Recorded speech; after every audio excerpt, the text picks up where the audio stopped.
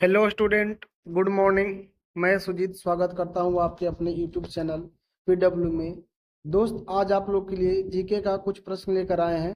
आज का पहला प्रश्न है, स्टेनलेस स्टील मिश्र धातु है। स्टेनलेस स्टील जो है दोस्त, लोहा और क्रोमियम का मिश्र धातु है। और बात करें दोस्त ग्रेफाइट का, ग्रेफाइट को काला शीशा भी कहा जाता है और यह अधातु होता है। कैसा होता है? अधातु होता है। और अधातु होते हुए दोस्त यह विद्युत और विद्युत और उष्मा का विद्युत और उष्मा का सुचालक होता है।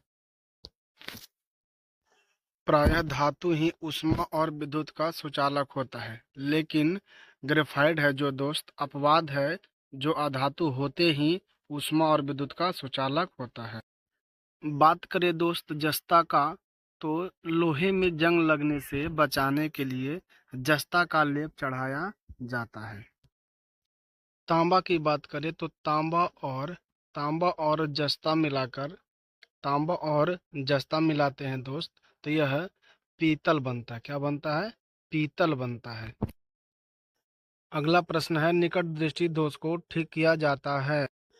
ऐसे इसका आंसर जो है दोस्त, ऐसे इसका जो आंसर है वह अवतल लेंस है। इस प्रश्न पर दोस्त थोड़ा आज हम लोग विशेष चर्चा करेंगे। आंख में जो दोष होता है दोस्त, वह तीन प्रकार के होता है।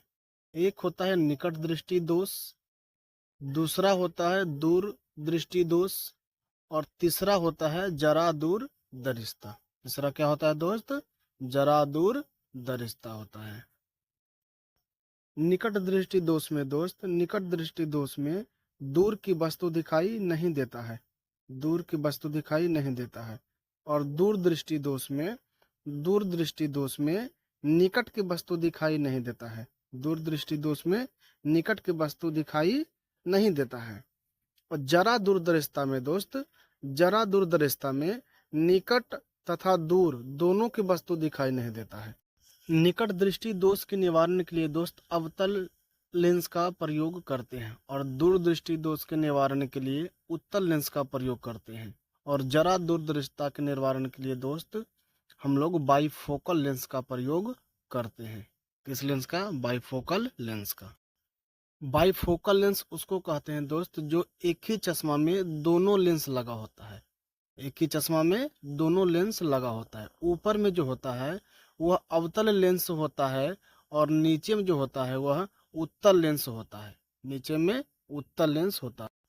ऊपर वाला भाग से दोस्त दूर की वस्तु को देखने के लिए प्रयोग होता है, और नीचे वाला जो भाग होता है वह निकट की वस्तु को देखने के लिए प्रयोग होता है। अगला प्रश्न है, एक सामान्य शुष्क सेल में विद्युत अपघट्य होता है। जस्ता पर, सल्फ्यूरिक अम्ल पर, अमोनिया क्लोराइड में और मैग्नीशियम डाइऑक्साइड। इसका सही आंसर होगा अमोनिया क्लोराइड। क्या होगा? Ammonia chloride. अगला प्रश्न है कि एस्ट्रोजन क्या है? अस्थि है, हार्मोन है, एंजाइम है या विटामिन है? एस्ट्रोजन जो है एक हार्मोन है, और एस्ट्रोजन को डेवलपमेंट हार्मोन भी कहते हैं। क्या कहते हैं? Development hormone.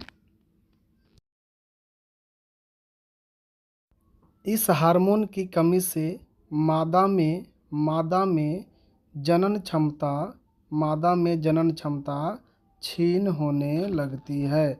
इस हार्मोन की कमी से मादा में जनन क्षमता क्षीण होने लगती है। अगला प्रश्न है, खुले में कुछ देर रखा दूध खट्टा हो जाता है। कार्बनिक अम्ल के कारण, लैक्टिक अम्ल के कारण, साइट्रिक अम्ल के कारण, एसिटिक अम्ल के कारण। तो इसका जो आंसर होगा वह लैक्टिक अम्ल के कारण होगा। दूध में लैक्टोबैसिलस नामक तत्व रहता है जो दूध में मौजूद लैक्टोज को लैक्टिक अम्ल में बदल देता है, जिसके कारण दूध खट्टा हो जाता है। तो खट्टा दूध में लैक्टिक अम्ल। कार्बनिक अम्ल का जो निर्माण होता है वह H2O और CO2 से होता है, और कार्बनिक अम्ल का जो अणुसूत्र है वह H2CO3 होता है। बात करें साइट्रिक अम्ल का, तो साइट्रिक अम्ल है जो दोस्त, वह खट्टे फलों में पाए जाते हैं। साइट्रिक अम्ल खट्टे फलों में पाए जाते हैं, जैसे नींबू में जैसे नींबू में और संतरा में, etc।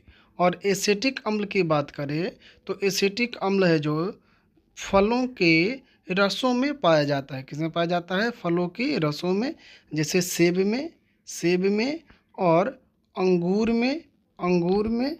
और दोस्त एसिटिक अम्ल की बारे में और देखें तो 3 से 4% एसिटिक अम्ल को हम लोग सिरका के नाम से जानते हैं। 3 से 4% एसिटिक अम्ल को सिरका के नाम से जानते हैं।